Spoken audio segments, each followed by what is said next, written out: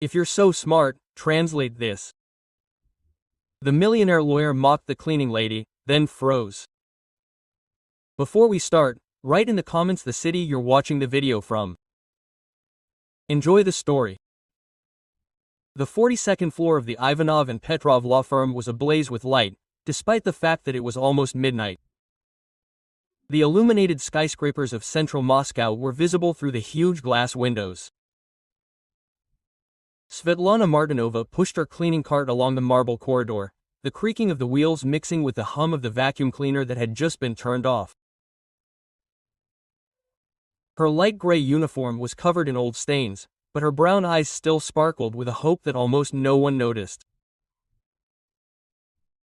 She stopped in front of the main conference room, from under the door of which light was shining. Voices, laughter and the clinking of glasses could be heard from there. An important meeting, for sure. Svetlana tilted her head slightly, not out of curiosity, but to feel, if only for a moment, part of the world she had dreamed of since childhood, when she was growing up in the working-class district of Buryalovo. Carefully, she pulled a tattered book out of her backpack, a textbook on international law in French, borrowed from the local library. International Law, the title on the cover read. Svetlana had learned French at 15, thanks to her grandmother, who taught her the words in the evenings. Since then, she had been studying law on her own, hoping that one day her resume would not end up crumpled and thrown in the trash of some office. She quietly flipped through the pages, repeating legal terms like prayers. Suddenly, the door swung open. Svetlana shuddered. The book fell to the floor. A tall man in a dark blue tailored suit, with neatly styled dark hair, walked out of the room. It was Fyodor Ivanov, the CEO of Ivanov and Petrov, known as a legal genius but also a cold and ruthless man. His blue eyes, as icy as his reputation, fell on the fallen book. "What are you doing?" he asked in a low voice, sarcasm in every word. "Will you check the paperwork, company, while you clean?" Svetlana bent down to pick up the book, her heart pounding. "No, sir, this is mine," she replied. Fyodor raised an eyebrow, stepped closer, and read the title aloud, International Law. The cleaning lady was reading International Law in French. He laughed without warmth. "Are you serious, or are you trying to impress someone?" Svetlana clutched the book tightly. She knew who he was, Fyodor Ivanov, who had once been interviewed in financial magazines for starting from scratch. She admired him, but at that moment his arrogant gaze made her boil. "I read because I want to learn," she answered, calmly but firmly, not to impress anyone. He crossed his arms. For a moment he seemed intrigued, as if he had found a new toy. "Learn? Why?" "To sweep better." Then he looked into the conference room, where the meeting was continuing. "Since you are so smart, come in and prove it." Svetlana froze. She was not allowed to enter this room, but Fyodor's challenging gaze pushed her. She took a deep breath and entered, holding the book like a shield. The interior smelled of expensive perfume and tension. 7 lawyers in designer suits sat around a mahogany table. Scattered papers, a thick contract and a half-empty bottle of wine decorated the stage. An elderly lawyer, Mr. Grigoriev, was discussing the points of the negotiations with a French client. Fyodor raised his hand, stopping him. "We have an expert today," he said mockingly, emphasizing the word expert. She claimed to understand French law. "Prove it." He tossed her a sheet of contract, full of small print. "Translate. If you're so smart, do it." There was laughter in the room. Some shook their heads. Svetlana felt the eyes on her, as if she were being put on display. She was shaking, not from fear, but from anger. It wasn't a joke, although to them it was. She pulled herself together, put the book on the table, and began to read aloud. Her pronunciation was clear. Each word flowed smoothly. Clause 14.2. Party agrees to transfer control of assets within 90 days of signing, provided Party B pays in full by the due date. She paused, then looked straight at Fyodor. But there was a problem. The room fell silent. Fyodor frowned. What problem? Svetlana pointed to the line in small print. This footnote had been translated incorrectly in the Spanish version. The French version said that if Party B failed to pay on time, Party B had the right to repossess the assets and a 20% penalty. But the Spanish version only stated the right to repossess the assets. If signed like that, the company could lose millions if the partner defaulted. Grigoriev snatched the contract, frantically flipping through the pages. She's right, he muttered, turning pale. How had I missed that? He looked at the others in panic. Who had approved this translation? Fyodor stood motionless, clutching the edge of the table.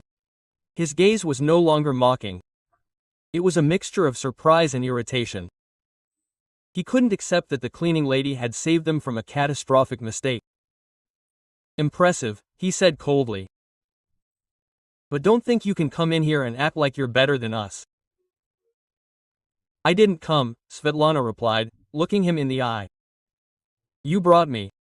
If you didn't want the truth, you shouldn't have called me. Quote. She took the cart and left, leaving an awkward silence behind her. Fyodor watched her go. His heart was beating faster than usual. He hadn't felt this way in years, that someone had challenged him like this, put him in his place. An image popped into his head. The poor boy from Volgograd, laughed at for his dream of becoming a lawyer. That boy had vowed never to let himself be humiliated again. But now, at the top, Fyodor wondered if he had become the very thing he hated so much. The dim light from the monitor illuminated Fyodor Ivanov's face, highlighting the shadows of his sharp jaw and the dark circles under his eyes.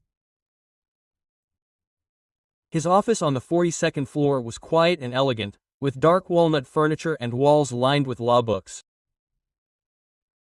The clock showed 2 a.m., but sleep had never been his friend.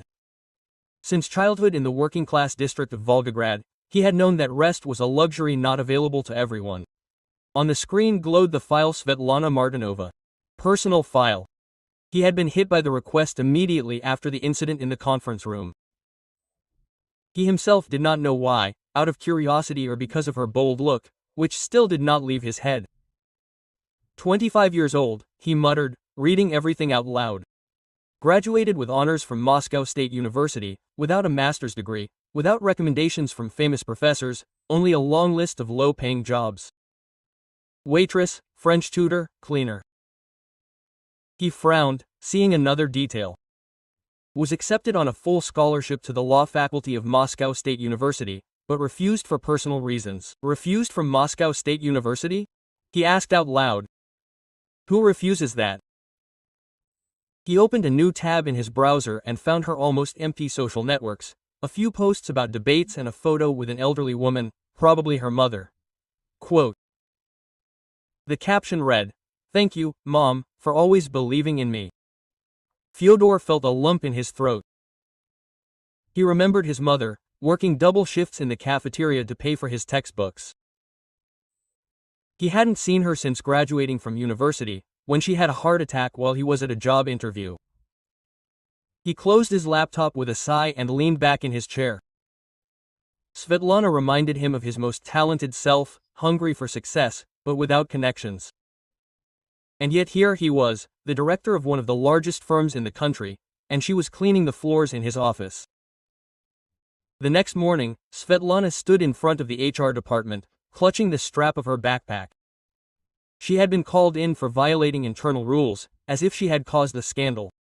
She knew it was all because of Fyodor. People like him did not tolerate being thrown out by a cleaning lady. She took a deep breath and walked in.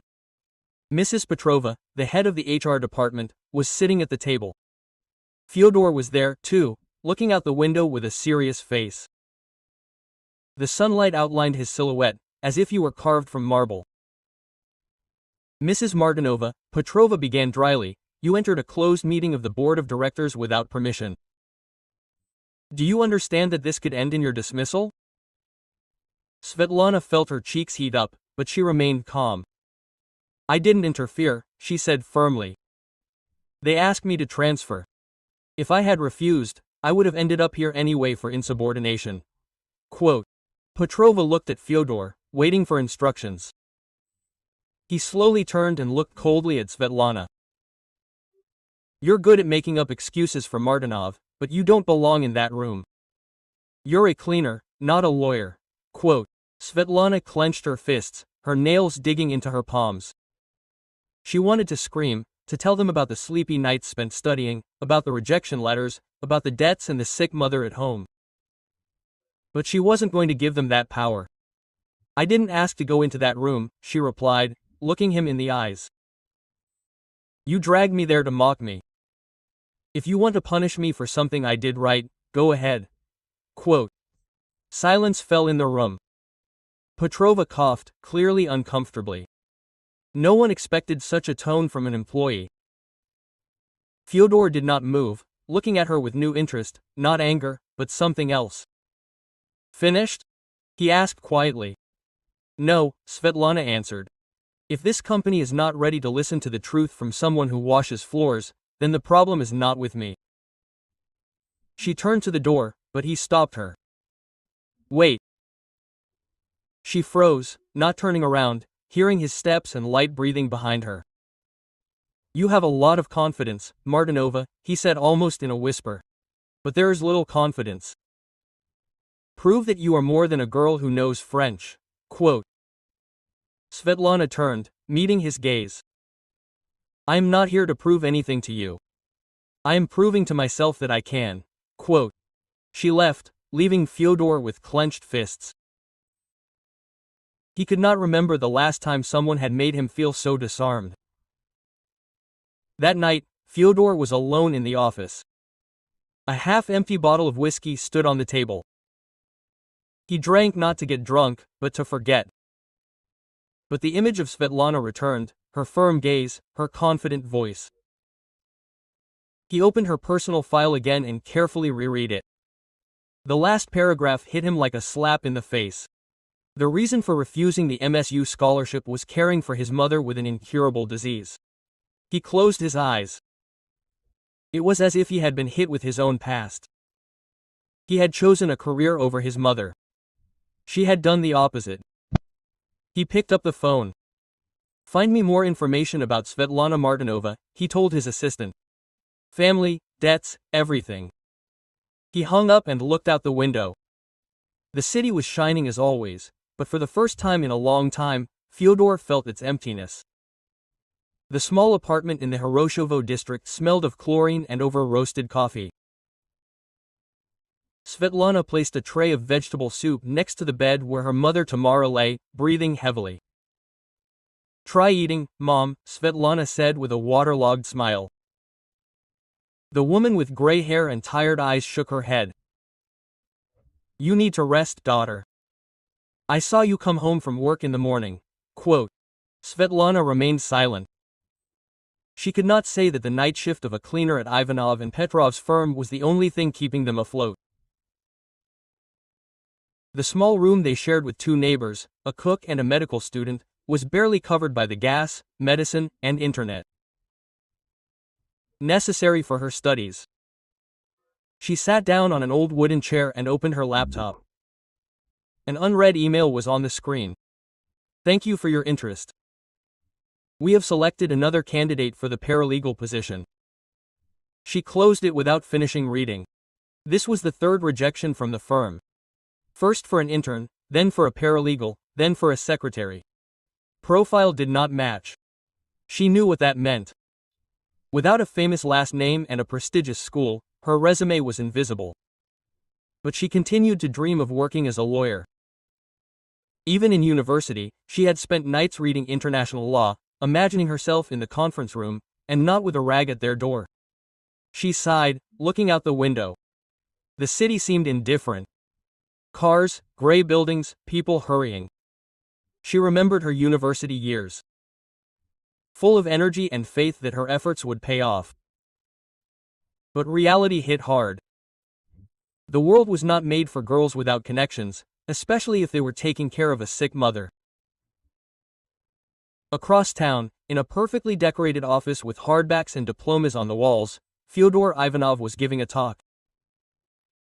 Lives in a communal apartment in Hiroshovo, his assistant read. Shares a bathroom, cares for a mother with heart failure, has worked temporary jobs, and won a national competition in constitutional law in her second year of university. Fyodor put the talk down. Silence. The information did not evoke pity, but rather aroused in him a restlessness he could not explain. He remembered himself working in a convenience store, when customers laughed at his old clothes. Remembered the oath. No one will laugh at me again. But at what cost? When he stopped fighting for something more than his name on the office door, he grabbed the phone. Make an appointment with Svetlana Martinova. He didn't know what he wanted today. He wasn't going to apologize. He didn't apologize. He wanted to see her, to see if she really was who she seemed. That same evening, Svetlana received a notice. The boss wanted to see her. Her stomach sank. She thought the story with the contract in French was forgotten, but no. She was standing in front of the mahogany door again. Her heart was pounding. Come in, a voice said. She entered. The office was like something out of a movie. A walnut desk, large windows, the smell of wood and freshly brewed coffee. Fyodor was standing in a perfect gray suit. Mr. Ivanov, Svetlana said without sitting down. If you're going to fire me, don't beat around the bush. Say it straight. He raised an eyebrow, smiled faintly. Fire me? Please, I'm not wasting my talent. He pushed a piece of paper toward her. Svetlana read it. An offer of unpaid legal training, access to closed sessions, the possibility of promotion based on results. This was what she dreamed of. A real chance at a well-known firm. But the words without payment cut like a knife. She worked 16 hours a day, looked after her mother, and was in debt. Working without a salary was impossible for her. She returned the sheet. Thank you, but I can't accept it. He frowned. You're giving up something that hundreds would kill for. Do you understand what that is? I understand, Svetlana answered without hesitation. But I don't need charity disguised as an opportunity. If you think my work is worth 0 rubles, you don't respect me. And if you don't respect me, I'm not interested here. Silence hung in the air. Fyodor looked at her as if for the first time in years someone was speaking to him so directly. Do you think I don't believe in you? He said, coming closer. Then tell me, why am I wasting time on a cleaner instead of closing a contract for 10 million? Svetlana didn't move. Her voice trembled inside, but was firm on the outside.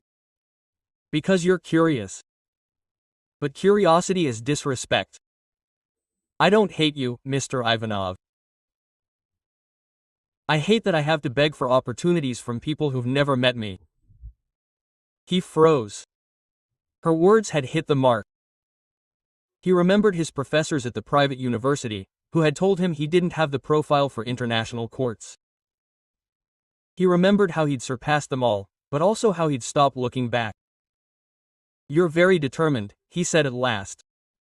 But determination doesn't pay the bills.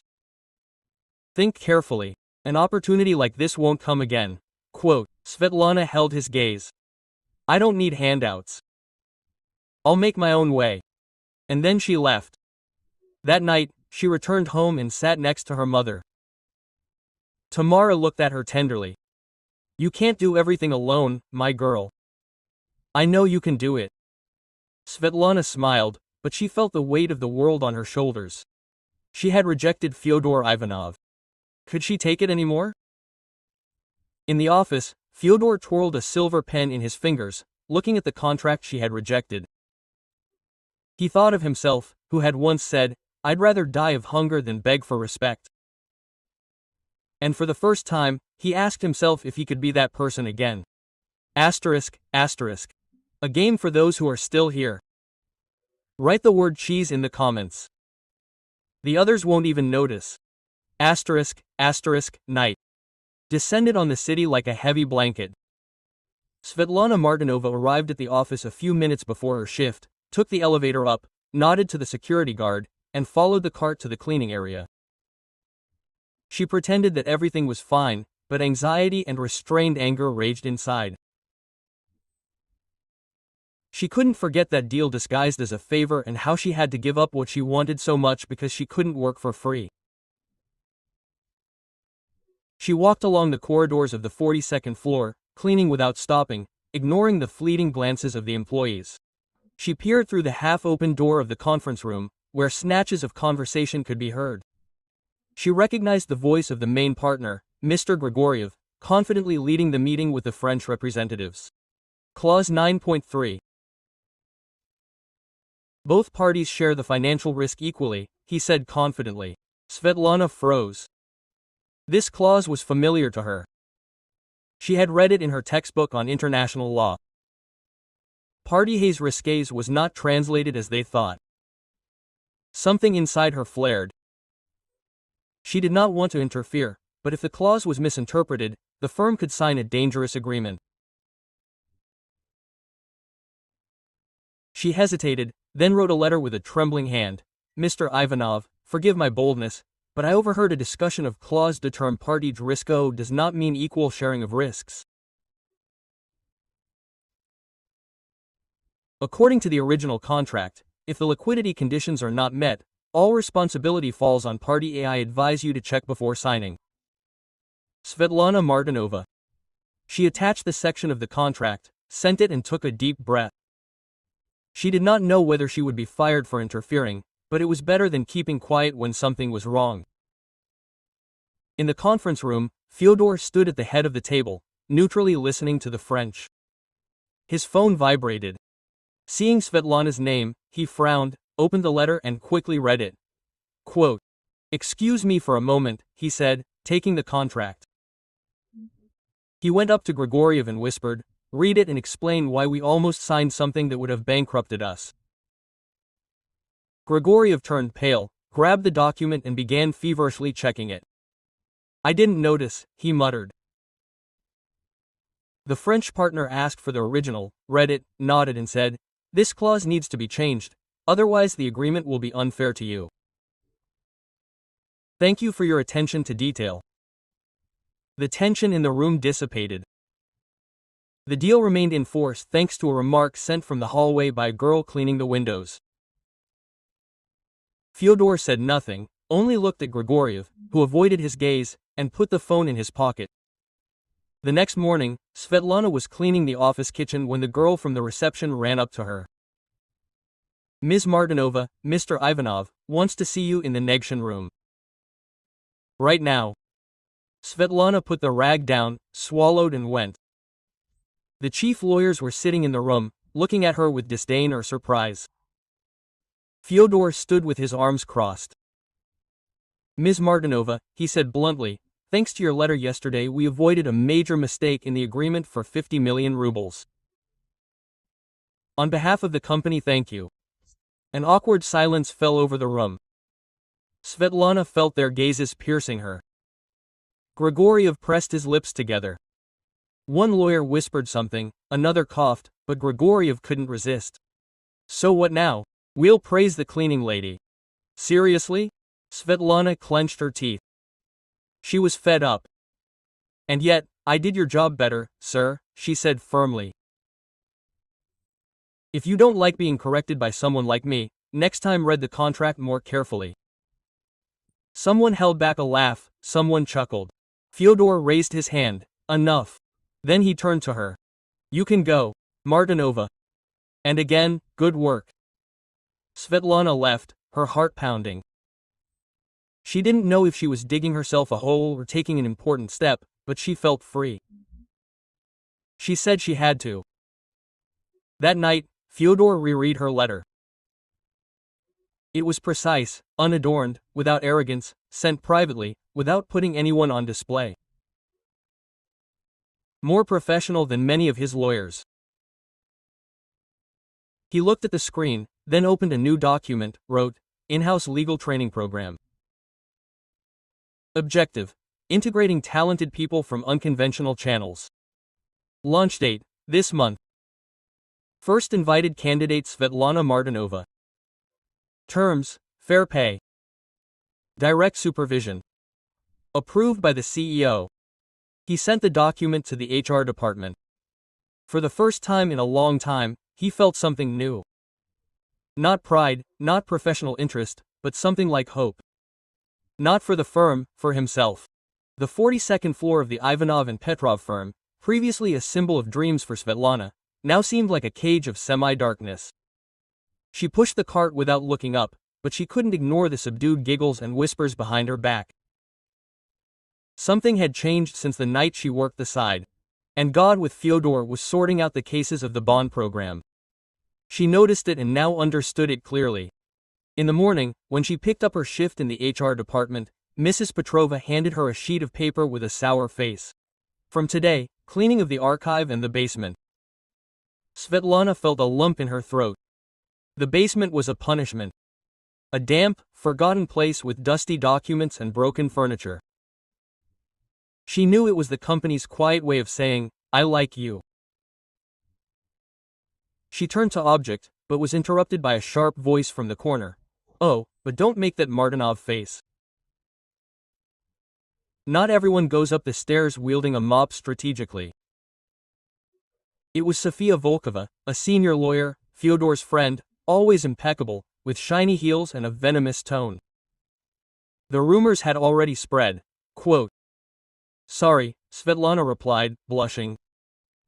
Don't act like it, Sofia said, crossing her arms.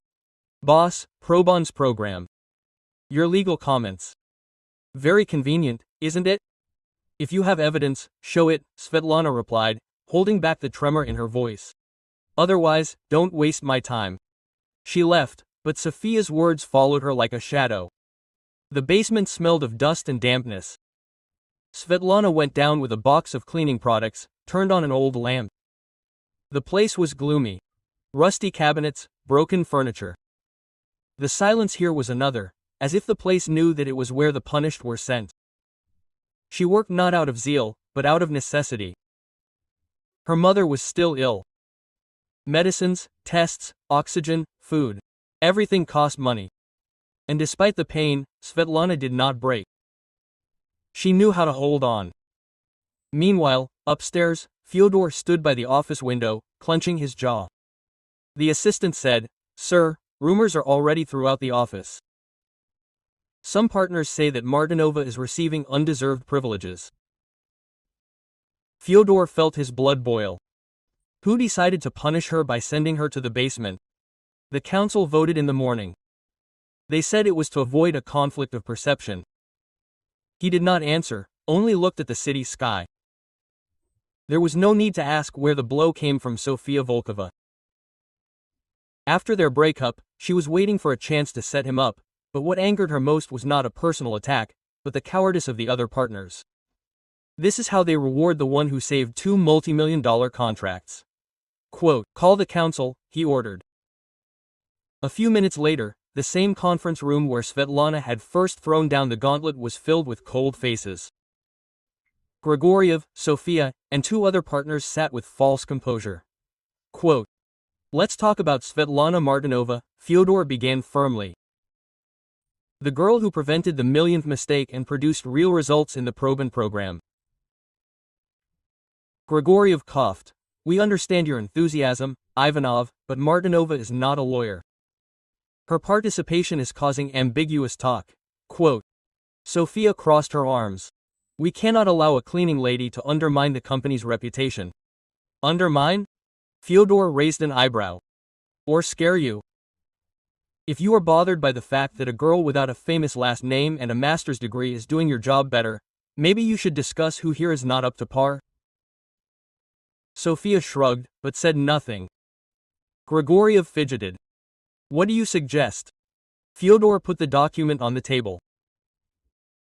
The new program is an open legal training program with paid scholarships, intensive training for non-traditional candidates. Svetlana is the first participant. This firm is not a charity, Grigoriev blurted out. And you lawyers are not censors, Fyodor answered calmly. If the girl in the gray uniform scares you, maybe she should run this firm. No one answered. Fyodor left, leaving the document. He was no longer asking for permission. He was notifying. That night, Svetlana was in the basement, sorting through dusty boxes. Hearing footsteps, she turned around. It was Fyodor without a jacket, with his sleeves rolled up. His gaze was not cold, but human.